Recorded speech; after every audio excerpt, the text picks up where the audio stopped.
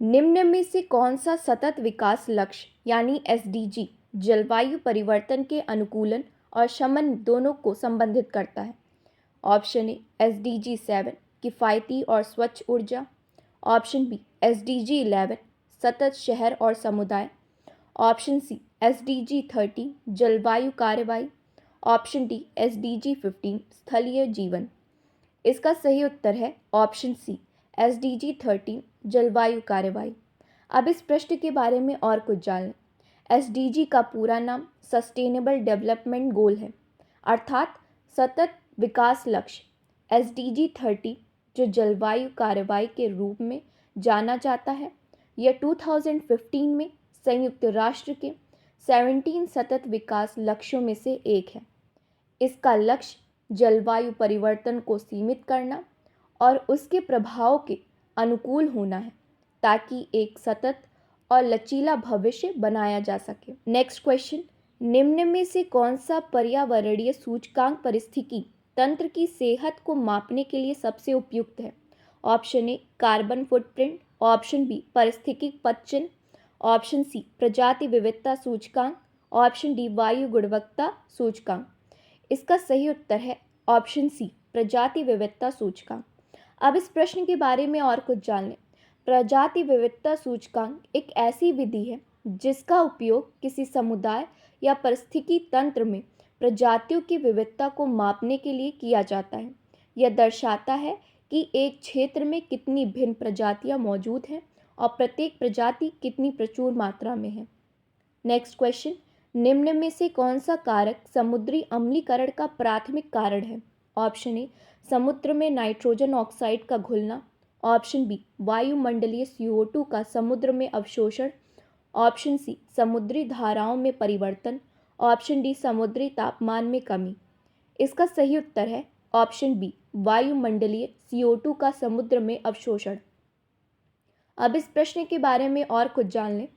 वैज्ञानिक का एक ऐसा मानना है कि वर्तमान में समुद्र मनुष्यों द्वारा उत्सर्जित CO2 का लगभग 1/4 हिस्सा अवशोषित कर रहा है। जब CO2 समुद्री जल के साथ मिलता है तो रासायनिक अभिक्रिया होती है जो समुद्री जल के pH मान को कम कर देती है। इसे ही समुद्री अम्लीकरण कहते हैं। pH मान कम होने के कारण समुद्री जीवन में बदलाव हो रहा है, प्रवाल भित्तियों को नुकसान पहुंच रहा है, समुद्री जीव मरने लग रहे हैं। नेक्स्ट क्वेश्चन, निम्न में से कौन सा जैव विविधता हॉटस्पॉट की विशेषता नहीं है? ऑप्शन ए उच्च स्थानिक प्रजातियों की संख्या, ऑप्शन बी महत्वपूर्ण पारिस्थितिक खतरे, ऑप्शन सी कम मानव जनसंख्या घनत्व, ऑप्शन डी प्रजातियों की उच्च विविधता। इसका सही उत्तर है ऑप्शन सी कम मानव जनसंख्या घनत्व। अब इस प्रश्न के बारे में और कुछ जान लें। जैव विविधता हॉटस्पॉट में पौधों और जानवरों की एक व्यापक और विविध श्रृंखला होती है। इन हॉटस्पॉट में कई प्रजातियां होती हैं जो केवल उस विशिष्ट क्षेत्र में पाई जाती हैं, अर्थात वे स्थानिक होती हैं। जैव विविधता हॉटस्पॉट मानव गतिविधियों, आवासों के विनाश और जलवायु परिवर्तन के कारण गंभीर रूप से खतरे में है। इन क्षेत्रों में उच्च जैव विविधता और स्थानिक प्रजातियों को बनाए रखने के लिए संरक्षण प्रयास महत्वपूर्ण है। नेक्स्ट क्वेश्चन, ओजोन परत के क्षरण का सबसे महत्वपूर्ण रासायनिक तंत्र क्या है? ऑप्शन ए सल्फर डाइऑक्साइड का ऑक्सीकरण, ऑप्शन बी क्लोरीन रेडिकल्स द्वारा उत्प्रेरित ozone, option C nitrogen oxide का उत्सर्जन, ऑप्शन डी कार्बन मोनोऑक्साइड का संचय। इसका सही उत्तर है ऑप्शन बी क्लोरीन रेडिकल्स द्वारा उत्प्रेरित ओजोन। अब इस प्रश्न के बारे में और कुछ जान लें। क्लोरोफ्लोरोकार्बन यानी CFCs ये रसायन समताप मंडल में पहुंचने के बाद सूर्य की पराबैंगनी यानी UV विकिरण से टूट जाते हैं, जिससे क्लोरीन परमाणु मुक्त होते हैं जो ओजोन अणुओं को नष्ट कर देते हैं। हेलोजन, मिथाइल ब्रोमाइड और कार्बन टेट्रोक्लोराइड जैसे रसायन भी ओजोन परत के क्षरण में योगदान करते हैं। रेफ्रिजरेटर्स, एयर कंडीशनर और अन्य औद्योगिक प्रक्रियाओं में व्यापक रूप से उपयोग किए जाते हैं। नेक्स्ट क्वेश्चन, निम्न में से कौन सा कारक ग्लोबल वार्मिंग में सबसे अधिक योगदान देता है जब इसे रेडिएक्टिव फोर्सिंग के संदर्भ में मापा जाता है? Option A carbon dioxide, option B methane, option C nitrous oxide, option D chlorofluorocarbon. इसका सही उत्तर है ऑप्शन ए कार्बन डाइऑक्साइड। अब इस प्रश्न के बारे में और कुछ जान लें। ग्रीन हाउस गैसें जैसे कार्बन डाइऑक्साइड, मीथेन और नाइट्रस ऑक्साइड वायुमंडल में सूर्य की गर्मी को रोककर पृथ्वी को गर्म करती है। जीवाश्म ईंधन का जलाना, वनों की कटाई और औद्योगिक गतिविधियां ग्रीन हाउस गैसों के उत्सर्जन में वृद्धि का कारण बनती हैं, जिसे ग्लोबल वार्मिंग कहते हैं। ग्लोबल वार्मिंग से तापमान में वृद्धि, समुद्र के स्तर में वृद्धि, चरम मौसम की घटनाओं में वृद्धि और पारिस्थितिक तंत्र में परिवर्तन जैसे प्रभाव पड़ते हैं।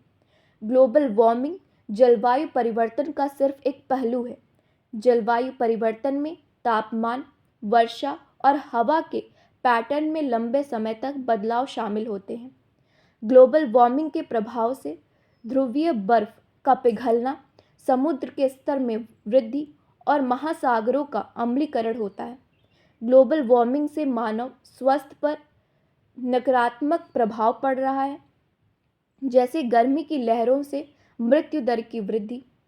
कुछ लोग ग्लोबल वार्मिंग के प्रभाव को कम करने के लिए नवीकरणीय ऊर्जा, ऊर्जा दक्षता और जलवायु परिवर्तन के लिए नीतियों को बढ़ावा देने पर जोर दे रहे हैं। नेक्स्ट क्वेश्चन, ओजोन परत किसे नुकसान पहुंचाती है?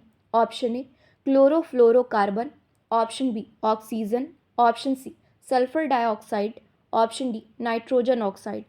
इसका सही उत्तर है option A chlorofluorocarbon. Next question, जैव विविधता का संरक्षण क्यों महत्वपूर्ण है? ऑप्शन ए पारिस्थितिक संतुलन के लिए, ऑप्शन बी केवल मनोरंजन के लिए, ऑप्शन सी खनिजों की प्राप्ति के लिए, ऑप्शन डी मिट्टी के निर्माण के लिए। इसका सही उत्तर है ऑप्शन ए पारिस्थितिक संतुलन के लिए। अब इस प्रश्न के बारे में और कुछ जान लें। प्रत्येक जीव की अपनी विशिष्ट भूमिका होती है जो पारिस्थितिकी तंत्र की स्थिरता और लचीलेपन में योगदान करती है। उदाहरण के लिए पौधे प्रकाश संश्लेषण करते हैं और ऑक्सीजन प्रदान करते हैं। मधुमक्खियां पौधों के परागण में मदद करती हैं और शिकारी शाकाहारी जीवों की आबादी को नियंत्रित रखते हैं। जैव विविधता मनुष्यों को कई तरह के लाभ प्रदान करती है, जैसे कि भोजन, दवा और अन्य संसाधन। स्वस्थ और विविध पारिस्थितिकी तंत्र वायु और जल संशोधन, जलवायु विनियमन और बाढ़ की रोकथाम में भी योगदान देते हैं। जैव विविधता आर्थिक विकास को बढ़ावा देने में मदद कर सकती है, जैसे कि पर्यटन, कृषि और मत्स्य पालन। यह स्थानीय समुदायों को रोजगार और आय प्रदान कर सकती है। जैव विविधता कई तरह की पारिस्थितिकी तंत्र सेवाएं प्रदान करती है, जैसे कि परागण, बीज वितरण और पोषक तत्वों का चक्रण। ये सेवाएं जीवन के लिए आवश्यक हैं और पारिस्थितिकी तंत्र को बनाए रखने में मदद करती हैं। जैव विविधता का संरक्षण हमें खाद्य सुरक्षा, स्वास्थ्य और अन्य संसाधनों तक पहुंचाने सुनिश्चित करने में मदद करता है। जैव विविधता जलवायु परिवर्तन के नकारात्मक प्रभाव को कम करने में मदद कर सकती है, जैसे कि कार्बन डाइऑक्साइड का अवशोषण और जलवायु परिवर्तन के अनुकूलन। नेक्स्ट क्वेश्चन, निम्न में से कौन सा जीवाश्म ईंधन नहीं है? ऑप्शन ए कोयला, option B petrol, option C प्राकृतिक गैस, ऑप्शन डी बायोमास। इसका सही उत्तर है ऑप्शन डी बायोमास। अब इस प्रश्न के बारे में और कुछ जान लें। जीवाश्म ईंधन यानी फॉसिल फ्यूल्स एक प्रकार का ईंधन है जो लाखों सालों पहले पृथ्वी के अंदर दबे हुए पौधों और जानवरों के अवशेषों से बनता है। ये ईंधन कार्बनिक पदार्थों जैसे कि कोयला, पेट्रोलियम और प्राकृतिक गैस से बने होते हैं। बायोमास का अर्थ है पौधों और जानवरों के कार्बनिक पदार्थ जिनसे ऊर्जा प्राप्त की जा सकती है। यह एक नवीकरणीय ऊर्जा स्रोत है जिसका उपयोग बिजली, गर्मी और परिवहन के लिए किया जाता है। बायोमास का उपयोग प्राचीन काल से ही ऊर्जा के स्रोत के रूप में किया जा रहा है और यह अभी भी कई देशों में एक महत्वपूर्ण ऊर्जा स्रोत है। बायोमास के विभिन्न प्रकार हैं जिनमें शामिल है कृषि अवशेष जैसे कि धान का भूसी, गेहूं का पुआल और मक्का का डंठल, वन्य अवशेष जैसे कि लकड़ी, छाल और टहनियाँ, पशु अपशिष्ट जैसे कि गोबर और खाद, जैविक अपशिष्ट जैसे कि खाद्य अपशिष्ट और उद्यान अपशिष्ट। नेक्स्ट क्वेश्चन, ग्लोबल वार्मिंग का प्रमुख प्रभाव है। ऑप्शन ए समुद्र तल में वृद्धि, ऑप्शन बी मिट्टी का निर्माण, ऑप्शन सी वर्षा में कमी, ऑप्शन डी जंगल की वृद्धि। इसका सही उत्तर है ऑप्शन ए समुद्र तल में वृद्धि। नेक्स्ट क्वेश्चन, निम्न में से कौन सा पर्यावरणीय संधि है। ऑप्शन ए पेरिस समझौता, ऑप्शन बी WTO समझौता, ऑप्शन सी नाटो समझौता, ऑप्शन डी सार्क समझौता। इसका सही उत्तर है ऑप्शन ए पेरिस समझौता। अब इस प्रश्न के बारे में और कुछ जान लें। पेरिस समझौता एक अंतर्राष्ट्रीय संधि है जिसका उद्देश्य जलवायु परिवर्तन से निपटने के लिए वैश्विक प्रतिक्रिया को मजबूत करना है। यह समझौता 2015 में संयुक्त राष्ट्र framework convention on climate change यानी UNFCCC के तहत अपनाया गया था। इसका प्राथमिक लक्ष्य वैश्विक तापमान वृद्धि को पूर्व औद्योगिक स्तरों से 2 डिग्री सेल्सियस से नीचे रखना है और इसे 1.5 डिग्री सेल्सियस तक सीमित करने का प्रयास करना है। नेक्स्ट क्वेश्चन, निम्न में से कौन सा मृदा कटाव का कारण है। ऑप्शन ए वृक्षारोपण, ऑप्शन बी अत्यधिक कृषि, ऑप्शन सी सौर ऊर्जा, ऑप्शन डी पवन ऊर्जा। इसका सही उत्तर है ऑप्शन बी अत्यधिक कृषि। अब इस प्रश्न के बारे में और कुछ जान लें। पेड़ और वनस्पति मिट्टी को सहारा देते हैं और कटाव को रोकने में मदद करते हैं। जब पेड़ काट दिए जाते हैं तो मिट्टी उजागर हो जाती है और कटाव के लिए अधिक संवेदनशील हो जाती है। पशुओं की अत्यधिक संख्या में चरने से घास और वनस्पति कम हो जाती है जिससे मिट्टी का कटाव होता है। सघन कृषि में मिट्टी की परत को बार बार उखाड़ना और जुताई करना पड़ता है जिससे मिट्टी की संरचना को नुकसान होता है और कटाव की संभावना बढ़ जाती है। भवन निर्माण के लिए मिट्टी को उखाड़ने और ढलान को बदलने से कटाव की संभावना बढ़ जाती है। सड़क निर्माण, खनिजों का निष्कर्षण और औद्योगिक गतिविधियां भी मिट्टी के कटाव में योगदान कर सकती हैं। ये सभी कारक एक साथ मिलकर मृदा कटाव को बढ़ा सकते हैं जिससे भूमि की उपजाऊ शक्ति कम हो सकती है और पारिस्थितिक तंत्र पर नकारात्मक प्रभाव पड़ सकता है। नेक्स्ट क्वेश्चन, निम्न में से कौन सा जैव विविधता को खतरा नहीं है। ऑप्शन ए वनों की कटाई, ऑप्शन बी प्रदूषण, ऑप्शन सी वृक्षारोपण, ऑप्शन डी अवैध शिकार। इसका सही उत्तर है ऑप्शन सी वृक्षारोपण। नेक्स्ट क्वेश्चन, निम्न में से कौन सा जल प्रदूषण का प्रभाव है। ऑप्शन ए मछलियों की मृत्यु, ऑप्शन बी वायु प्रदूषण, ऑप्शन सी मिट्टी का कटाव, ऑप्शन डी सौर ऊर्जा में कमी। इसका सही उत्तर है ऑप्शन ए मछलियों की मृत्यु। अब इस प्रश्न के बारे में और कुछ जान लें। औद्योगिक प्रक्रियाओं से निकलने वाले रसायन, भारी धातुएं और अन्य प्रदूषक सीधे जल निकायों में छोड़ दिए जाते हैं जिससे जल प्रदूषण होता है। कृषि में इस्तेमाल होने वाले उर्वरक और कीटनाशक बारिश या सिंचाई के माध्यम से जल निकायों में प्रवेश करते हैं जिससे पानी दूषित होता है। सीवेज ट्रीटमेंट प्लांट के बिना सीवेज का जल में छोड़ा जाना जल प्रदूषण का एक प्रमुख कारण है। तेल रिसाव से जल निकायों में तेल फैल जाता है जिससे जल की गुणवत्ता और समुद्री जीवन पर गंभीर प्रभाव पड़ता है। प्लास्टिक और अन्य गैर जैव नमीकरण अपशिष्टों का डीपिंग भी जल प्रदूषण का एक महत्वपूर्ण कारण है। इसके अलावा कुछ अन्य कारण भी जल प्रदूषण में योगदान करते हैं। नेक्स्ट क्वेश्चन, निम्न में से कौन सा जलवायु परिवर्तन का प्रभाव नहीं है। ऑप्शन ए ग्लेशियर पिघलना, ऑप्शन बी समुद्र तल में वृद्धि, ऑप्शन सी मिट्टी का निर्माण, ऑप्शन डी चरम मौसम।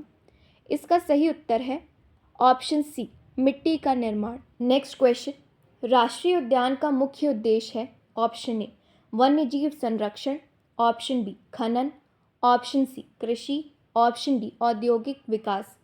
इसका सही उत्तर है ऑप्शन ए वन्य जीव संरक्षण। अब इस प्रश्न के बारे में और कुछ जान लें। राष्ट्रीय उद्यान प्राकृतिक पर्यावरण को संरक्षित करने का एक महत्वपूर्ण तरीका है।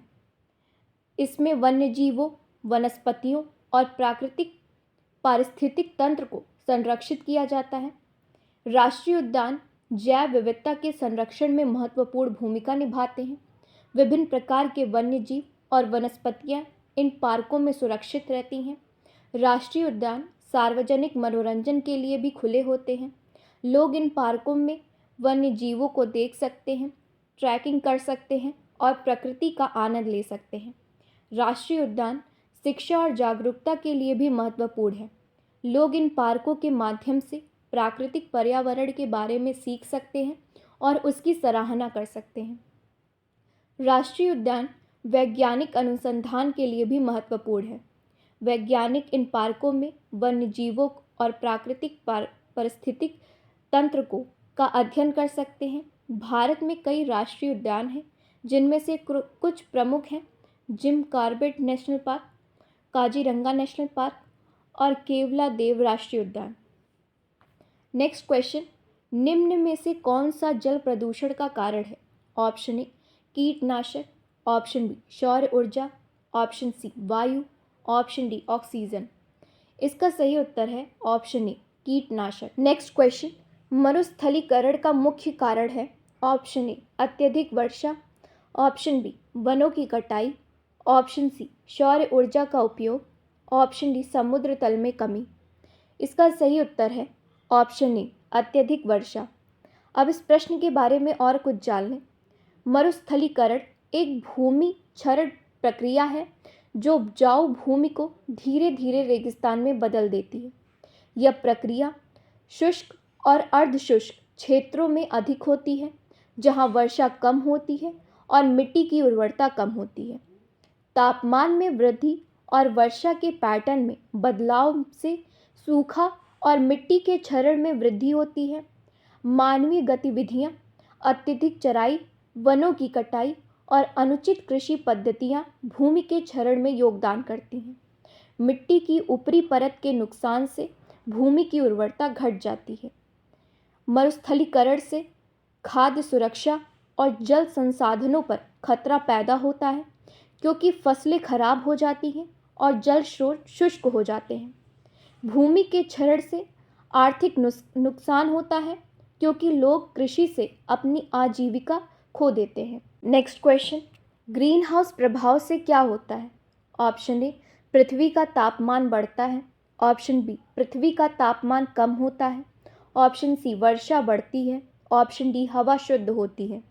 इसका सही उत्तर है ऑप्शन ए पृथ्वी का तापमान बढ़ता है। नेक्स्ट क्वेश्चन, निम्न में से कौन सा पर्यावरणीय सम्मेलन है? Option A Kyoto protocol, option B Geneva सम्मेलन, ऑप्शन सी वियना सम्मेलन, ऑप्शन डी टोक्यो समझौता। इसका सही उत्तर है ऑप्शन ए क्योटो प्रोटोकॉल। अब इस प्रश्न के बारे में और कुछ जान लें। क्योटो प्रोटोकॉल एक अंतर्राष्ट्रीय समझौता था जो 1997 में जलवायु परिवर्तन पर संयुक्त राष्ट्र फ्रेमवर्क कन्वेंशन के तहत बनाया गया था।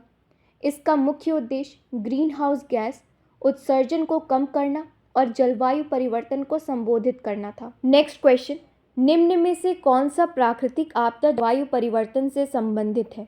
ऑप्शन ए भूकंप, ऑप्शन बी बाढ़, ऑप्शन सी ज्वालामुखी विस्फोट, ऑप्शन डी भूस्खलन। इसका सही उत्तर है ऑप्शन बी बाढ़। नेक्स्ट क्वेश्चन, भारत में प्रोजेक्ट टाइगर कब शुरू हुआ? Option A 1973, option B 1980, option C 1990, option D 2000। इसका सही उत्तर है ऑप्शन ए 1973। अब इस प्रश्न के बारे में और कुछ जान लें। सरकार ने वनस्पतियों और जीव जंतुओं की विभिन्न प्रजातियों की सुरक्षा और संरक्षण के लिए 1972 में वन्य जीव संरक्षण अधिनियम पारित किया। 1973 में देश में बाघ यानी वैज्ञानिक नाम पैंथेरा टाइग्रिस की जनसंख्या बढ़ाने की महत्वाकांक्षी उद्देश्य से प्रोजेक्ट टाइगर शुरू किया था। नेक्स्ट क्वेश्चन, निम्न में से कौन सा जीव संकटग्रस्त है? ऑप्शन ए गौरैया, option B Bengal tiger, option C कौवा, ऑप्शन डी कबूतर। इसका सही उत्तर है option B Bengal tiger. Next question, जैव मंडल संरक्षित क्षेत्र का उद्देश्य है?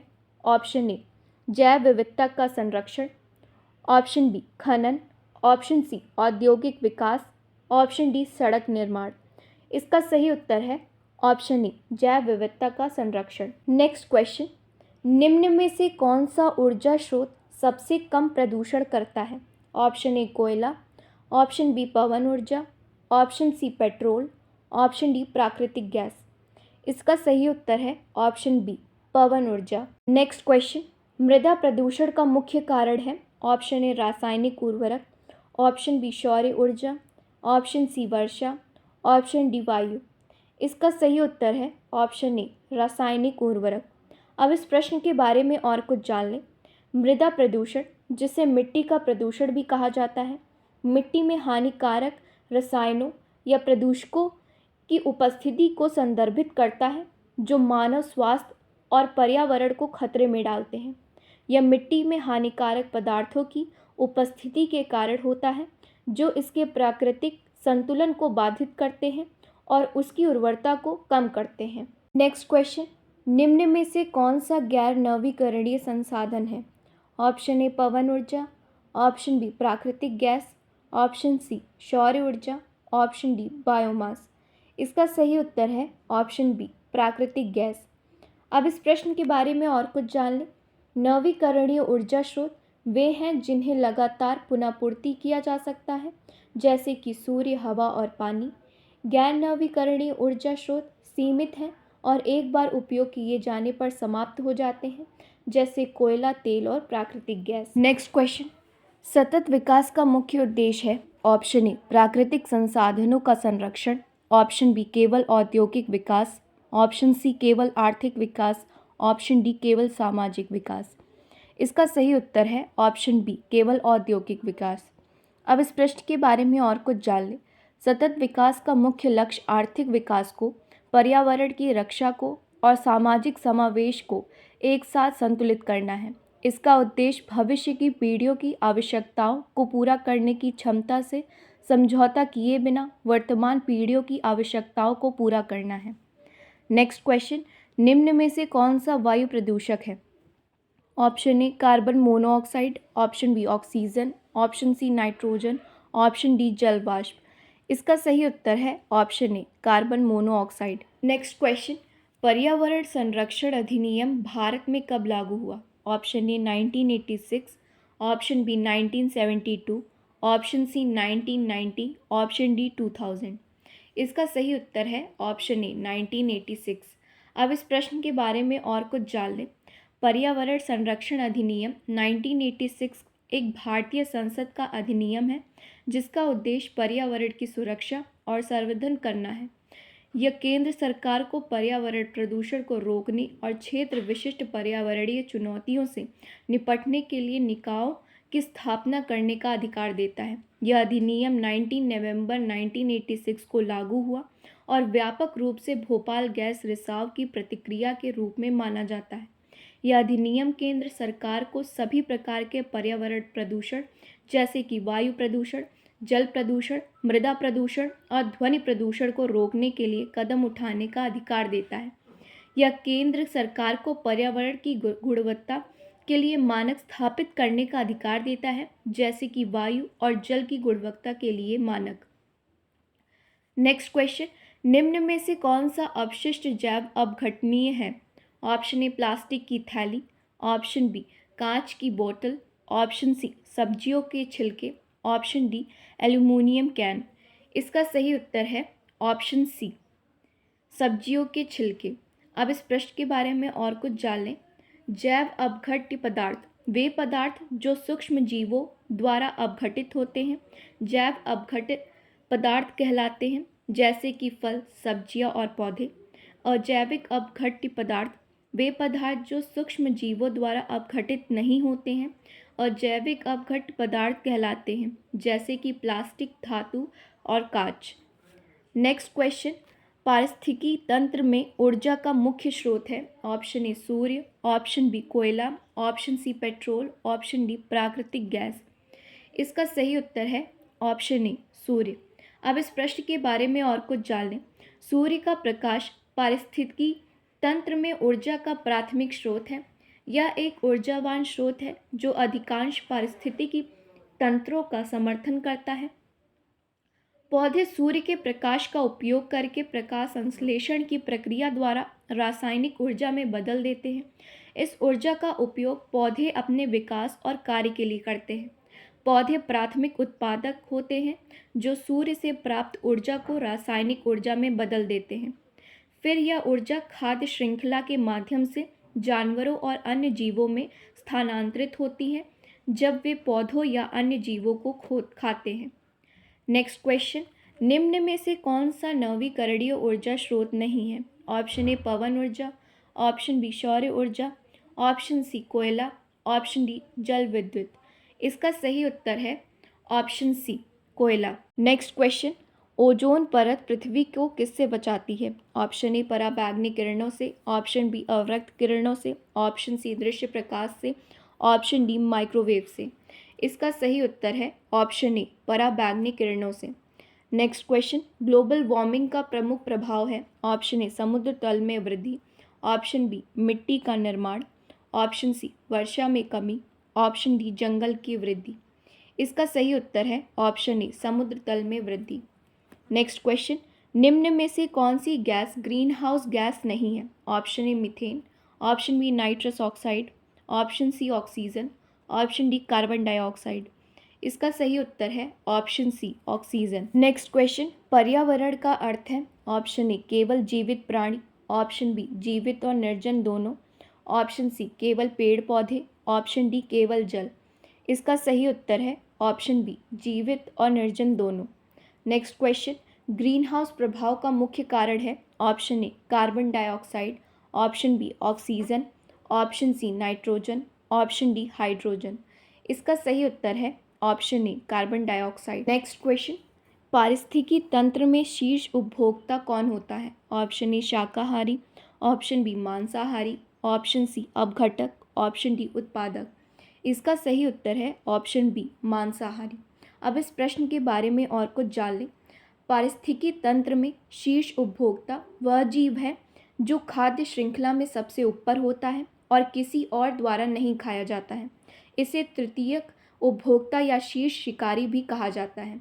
उदाहरण के लिए एक घास के मैदान में शाकाहारी जैसे कि खरगोश प्राथमिक उपभोक्ता होते हैं और मांसाहारी जैसे कि बाज द्वितीयक उपभोक्ता होते हैं, जबकि शीर्ष शिकारी जैसे कि शेर तृतीयक उपभोक्ता होते हैं।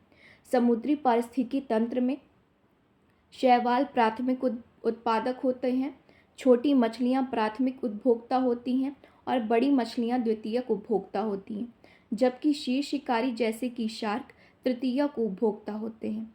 वन पारिस्थितिकी तंत्र में पौधे प्राथमिक उत्पादक होते हैं, छोटे जानवर जैसे कि खरगोश प्राथमिक उपभोक्ता होते हैं और मांसाहारी जैसे कि बाज द्वितीयक उपभोक्ता होते हैं, जबकि शीर्ष शिकारी जैसे कि शेर तृतीयक उपभोक्ता होते हैं। नेक्स्ट क्वेश्चन, निम्न में से कौन सा जलवायु परिवर्तन का कारण नहीं है? ऑप्शन ए वनों की कटाई, ऑप्शन बी जीवाश्म ईंधन का उपयोग, ऑप्शन सी वृक्षारोपण, ऑप्शन डी औद्योगिक उत्सर्जन। इसका सही उत्तर है ऑप्शन सी वृक्षारोपण। नेक्स्ट क्वेश्चन, निम्न में से कौन सा नवीकरणीय संसाधन है? ऑप्शन ए कोयला, ऑप्शन बी सौर ऊर्जा, ऑप्शन सी प्राकृतिक गैस, ऑप्शन डी पेट्रोल। इसका सही उत्तर है ऑप्शन बी सौर ऊर्जा। नेक्स्ट क्वेश्चन, अम्लीय वर्षा का मुख्य कारण है? ऑप्शन ए सल्फर डाइऑक्साइड और nitrogen, option B carbon monoxide, option C oxygen, option D hydrogen. इसका सही उत्तर है ऑप्शन ए सल्फर डाइऑक्साइड और नाइट्रोजन। नेक्स्ट क्वेश्चन, निम्न में से कौन सा प्रदूषण का प्रकार नहीं है? ऑप्शन ए वायु प्रदूषण, ऑप्शन बी जल प्रदूषण, ऑप्शन सी मृदा प्रदूषण, ऑप्शन डी सौर प्रदूषण। इसका सही उत्तर है ऑप्शन डी सौर प्रदूषण। नेक्स्ट क्वेश्चन, विश्व पर्यावरण दिवस कब मनाया जाता है? ऑप्शन ए 5 जून, ऑप्शन बी 22 अप्रैल, ऑप्शन सी 1 दिसंबर, ऑप्शन डी 21 जून। इसका सही उत्तर है ऑप्शन ए 5 जून। अब इस प्रश्न के बारे में और कुछ जान लें। हर साल 5 जून को विश्व पर्यावरण दिवस मनाया जाता है। इसकी शुरुआत 1972 में हुई थी, जब संयुक्त राष्ट्र महासभा ने स्टॉकहोम सम्मेलन के दौरान पर्यावरण पर वैश्विक चर्चा की। इसके बाद 1973 में पहली बार यह दिन मनाया गया।